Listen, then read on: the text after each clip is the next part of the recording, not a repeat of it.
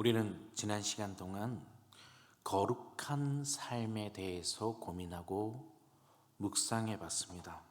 제일 먼저 거룩이란 무엇인가? 하나님의 뜻, 그 다음에 하늘에서도 이루어지고 땅에서도 이루어지는 것이다 라는 개념으로 우리가 묵상을 해봤고요. 두 번째로는 거룩의 정의가 분리되어서 깨끗함을 유지하는 것이다 라고 묵상해 봤어요. 그리고요, 거룩한 삶을 살기 위해서는 생각을 바꿔야 된다라고 하는 거. 어떻게 우리가 거룩할 수 있는지를 고민해 봤더니 잘 모르겠다라는 거예요. 성경적인 것으로 내 생각을 바꿔야겠다라고 하는 것을 깨달았고요. 그러기 위해서는 내가 성경적인 생각을 가져야 되니까 오직 기도와 말씀과 기도뿐이 없다라는 것도 고민해 봤습니다. 그리고 또 하나, 하나님께서 생각을 바꾸고 보니까 세상을 돌보시는 것, 그것 때문에 내가 이 땅에서 감사하며 살아갈 수 있는 것도 깨닫게 되었어요. 그런데 오늘 우리가 묵상하고 싶은 건 이런 겁니다. 살다 보면 내가 거룩하게 살아야 된다라는 것을 매번 까먹고 살아갑니다. 어떻게 하면 내가 거룩을 까먹지 않고 거룩한 상태, 거룩한 존재로 살아갈까를 고민해 봤더니 존재, 내가 어떠한 존재인지 알아야겠다라는 생각을 들었습니다.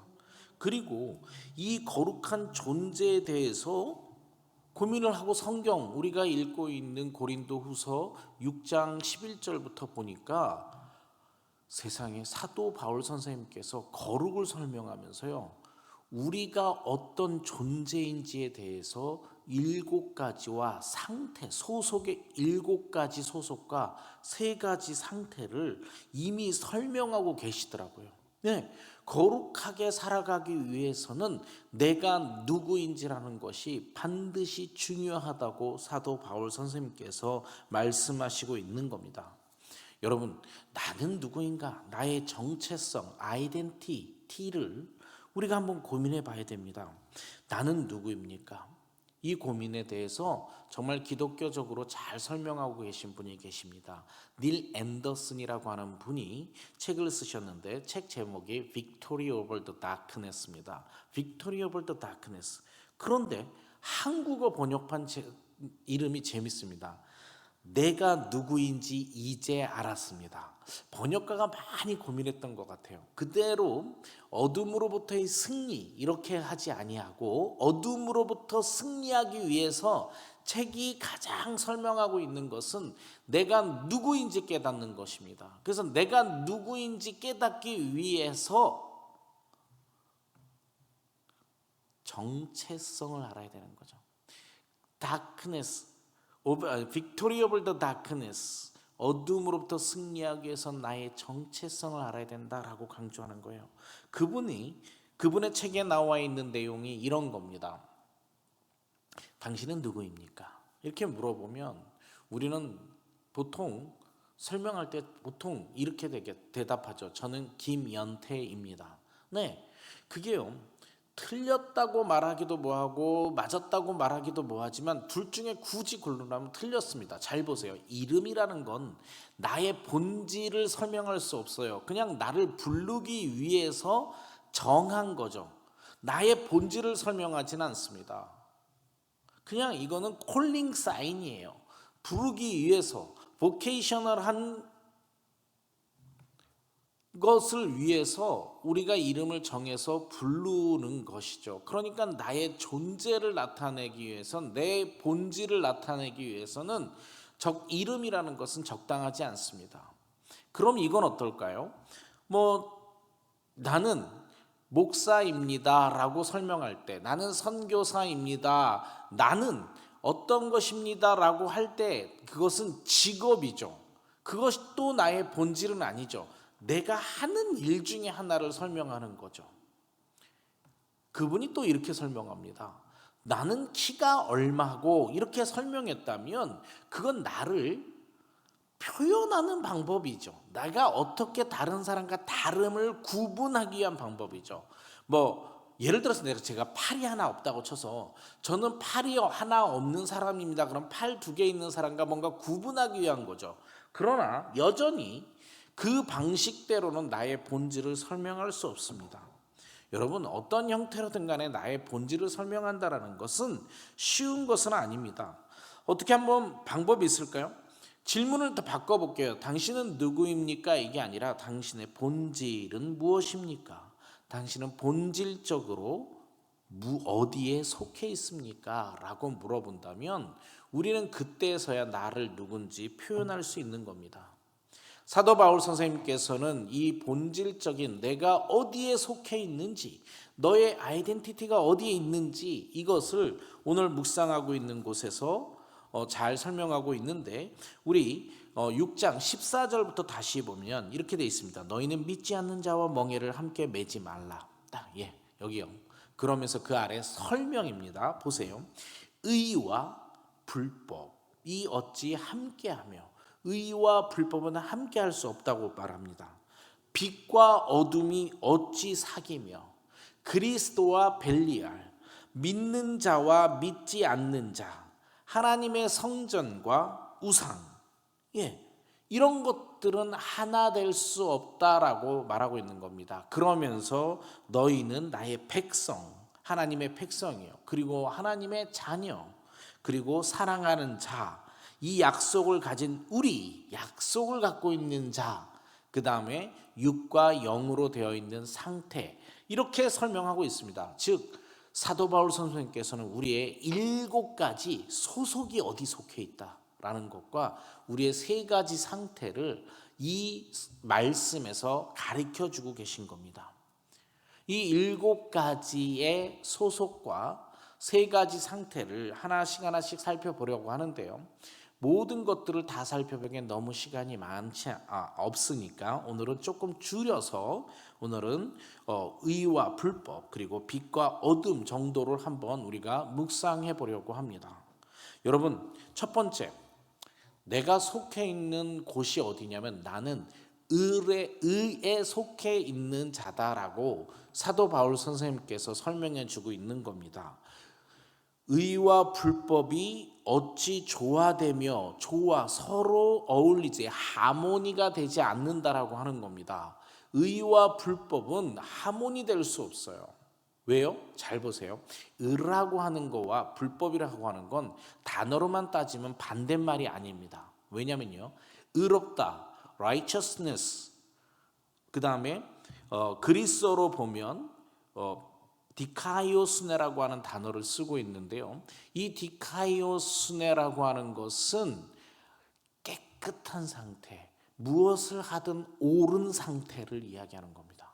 그런데 무엇을 하든 그 사람이 하는 것이 옳은 상태인데 법, 정해진 것을 깨는 그런 자가 될 수 없죠. 의롭지 못한 것, 의롭다의 반대말은 의롭지 못하다. 불법의 반대말은 법이에요. 법대로 살아가는 것. 우리는요, 우리가 속해 있는 곳이 의로운 곳에 속해 있는 겁니다. 무엇을 하든지 옳은 것, 이 상태여야 됩니다. 자, 그런데 이제 여러분, 우리는 죄인이죠. 무엇을 하든 옳지가 않아요. 사실은 그래서 의롭다 칭함을 받은 그룹이에요. 원래는 의롭지 않아요. 원래는 의롭지 않아. 여러분, 우리 정말 죄가 뭔지 깨달았다면 내가 얼마나 의롭지 않은 것을 알게 될 겁니다. 내가 옳지 않은데 항상 옳다고 우기고 내 말이 무조건 맞다, 내 말을 들어라, 항상 이런 식으로 살아가는 우리가 의롭다 칭함을 받은 거예요. 그래서 의롭지 않은 그룹에 있는 걸 하나님께서 이쪽 그룹에 있어, 내가 의롭다 칭함을 해줄게, 너희들은 인정해줄게, 비록 너희들이 죄인이지만 내가 인정해줄게 라고 하는 거예요. 그러니까 우리의 소속이 의롭지 않은 불법 맘대로 행하는 그룹이 아니라 하나님의 질서대로 살아가겠다고 칭함을 받은 소속에 들어있다라는 겁니다. 그러니까 하나님께서 이미 우리를 이쪽 그룹에서 이쪽 그룹으로 옮겨 놓으셨기 때문에 이 그룹과 우리가 섞이는 것, 조화롭게 살아가는 것은 하지 말아야 된다라는 겁니다. 우리의 정체성, 나의 소속이 어디 있냐면 의로운 그룹에 있다라고 칭함을 해주는 것입니다. 이것이 얼마나 중요한 것이냐면요, 하나님께서 우리를 구원해 주시기 위한 놀라운 계획의 일환입니다. 영원한 나라에서 우리에게 의롭다고 칭함을 받고 칭함을 주고 의로운 나라로 데려가기 위해서 이쪽 그룹으로 선별해 놓으신 겁니다. 근데 내가 자꾸 이쪽 그룹에 있는 것처럼 움직이면 안 되는 것이죠. 그렇기 때문에 우리가 의에 속해 있는 것, 믿지 않는 자, 불법의 부류에 속해 있는 사람들과 자꾸 섞이지 않으려고 노력하는 것이 매우 중요합니다. 그런데 노력이라는 제가 단어를 썼지만 정말 이렇게 생각해야 돼요. 내가 이 그룹에 있는 사람이라는 것을 스스로 고백하고 인정하는 순간 이 그룹과 섞이고 싶은 마음이 사라집니다. 정체성의 두 번째가요, 빛과 어둠이라는 표현을 씁니다. 여러분, 빛과 어둠, 저는 빛을 이야기한다면 너무너무 하고 싶은 얘기가 많습니다. 빛이라고 하는 것의 본질적인 것들을 공부하다 보니까 빛이 무엇인지 안다라는 것은 성경을 이해하는데 엄청 중요하다는 걸 깨달았어요. 하지만 오늘 이야기하고 싶은 것은 빛의 본질이라기보다도 빛의 역할입니다. 자, 한번 보세요. 빛과 어둠도 반대말이 아닙니다. 여러분 잘 보세요. 어둠의 반대말은 뭘까요? 밝음입니다. 어둠의 반대말은 밝음. 빛의 반대말은 없습니다. 왜냐면요, 빛이라는 건 있고요, 어둠이라는 물질은 존재하지 않습니다. 있다 없다로 따지면, 있다 없다만 따지면 빛은 있어요. 빛이 없는 상태를 어두운 상태라고 이야기를 합니다. 중요해요, 여러분. 빛이 어두운 상태, 죄송합니다. 빛이 없는 상태, 그것을 어둠이라고 표현하는 거예요. 빛이 많이 있을수록 밝음이라고 표현하는 거고요. 얘도 반대말 구조가 아니에요. 있다 없다의 개념. 여러분, 빛은요, 있는 거예요. 어둠은 빛이 없으면 어두워집니다. 이게 왜 중요하냐고요? 우리 빛의 역할을 한번 볼게요. 여러분, 빛이 무엇을 하나요? 빛이요, 이 땅에 있는 모든 생물을 먹여 살리는 겁니다. 광합성을 통해서 식물이 에너지를 얻어요. 식물은요, 물과 이산화탄소를 통해서 물질을 만들어내고 이 물질에다가 태양 에너지를 광합성을 통해서 저장하는 거예요. 그러니까 이렇게 생각해야 돼요. 물과 이산화탄소라고 하는 물질, 배러리 속에 에너지를 저장하는 그때의 그 에너지는 빛에서 오는 에너지입니다. 빛 에너지가 음식, 물질에 저장되는 현상이 광합성이에요. 이 광합성을 통해서 식물이 자라고, 식물이 자라면 동물이 이 식물을 먹고 에너지를 얻는 겁니다. 우리가 고기를 먹고 식물을 먹는 것은 빛 속에 있었던 에너지를 먹는 겁니다. 그러니까 빛의 존재라고 하는 것은요, 생명을 살려주는 존재입니다. 또 하나요, 빛이 없으면 우리는 살아가기 너무 힘듭니다. 빛이 없으면요, 깜깜한 칠흑 같은 어둠 속에서 살아가요. 물론 에너지가 없기 때문에 살 수도 없지만 움직임 자체가 모두 불편할 수밖에 없어요. 그러니까 빛이라고 하는 건 생명이고요, 우리에게 삶의 희망과 살아가는 편리함을 주는 것들이 사실 빛의 역할입니다. 그런데 하나님께서 좀 더 정확한 표현을 쓰자면 사도 바울께서 우리에게 너희는 빛이다 라고 얘기하고 있는 겁니다.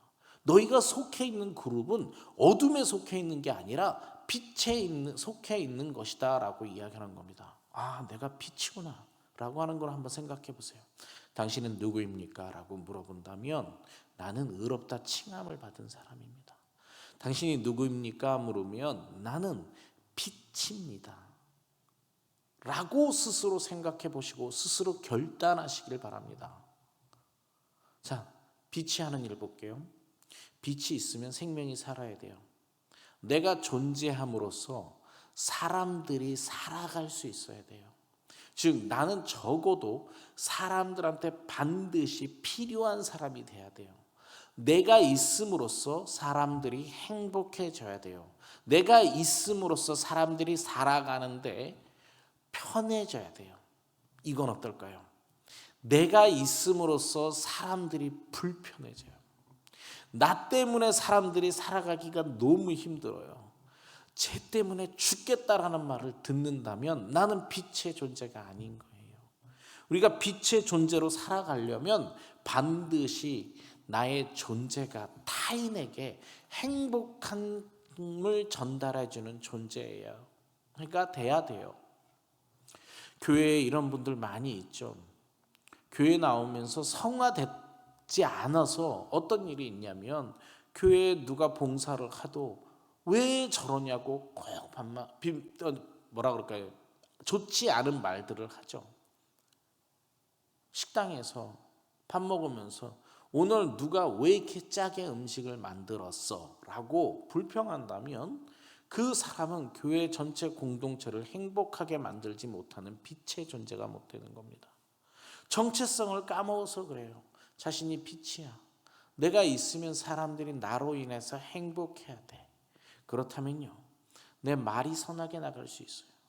사람들을 행복하기, 나의 존재 때문에 행복하다면 나는 가만히 있어도 뭔가 그분들을 행복하게 만들어주는 존재라는 거예요. 내가 무엇을 한다라는 게 아닌 거예요. 그냥 나의 있음으로써 그분들이, 사람들이 밝아져야 돼요. 근데 나 때문에 사람들이 어두워진다. 그럼 나는 어둠에 속한 존재라는 것입니다. 빛의 역할은 이런 거예요. 너무 중요하지 않습니다. 너무 뭐라고 표현할까? 너무 중요해요. 내가 누구인지를 인지하는 것, 이것만큼 중요한 것이 없다고 저는 생각을 합니다.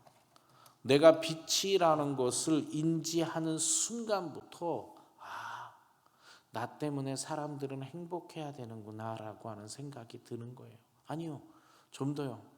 이제요, 거룩으로 다시 연결해 볼게요. 거룩하게 살고 싶었습니다. 하나님의 은혜를 깨닫고 나니까 난 거룩하게 살려고 노력을 했어요. 그런데 그게 뭔지를 모른다고요. 그런데 사도 바울 선생님께서 오늘 말씀을 통해서 너희는 의로운 자라 칭함을 받은 자며 너희는 빛의 자녀다라고 이야기를 하는 거예요. 근데 빛이 무엇인가 하는 것들을 봤더니 내가 그 역할을 해야 되는 거예요.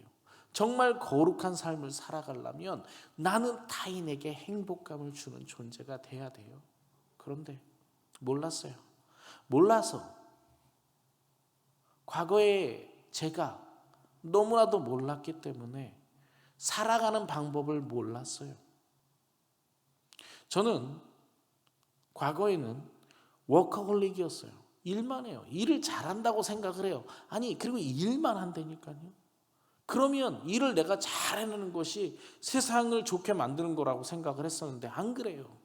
일만 보기 때문에 일을 못하는 사람한테 뭐라고 하고 잘못됐으면 그렇게 되면 안 된다라고 이야기를 하고 정말 그렇게 살면 안 된다라는 사인을 많이 보냈던 것 같아요. 특히 학생들을 가리키면서 너는 그러면 안 돼라고 하는 것들을 많이 가리킨 것 같아요.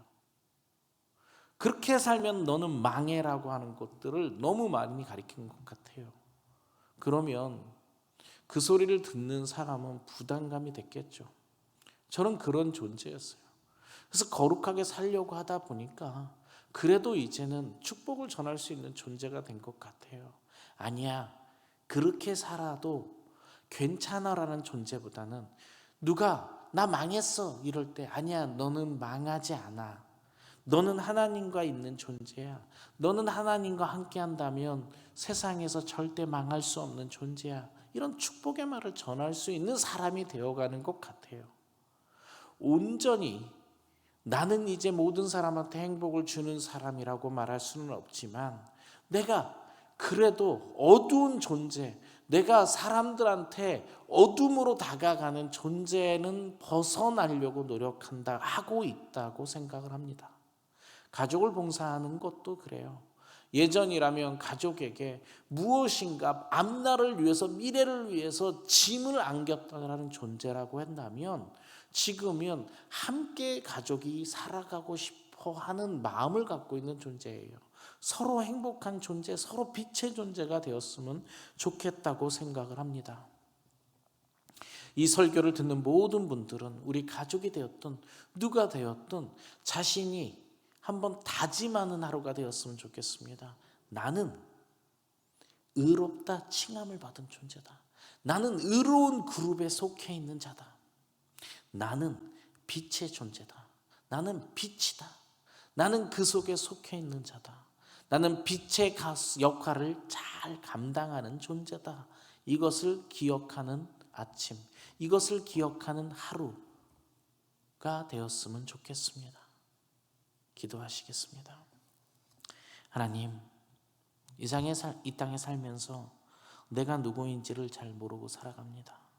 내가 정말 본질적으로 어디로부터 왔고 내가 누구인지 깨닫지 못하기 때문에 막 살기도 하고 세상에 어둠처럼 살아가기도 합니다.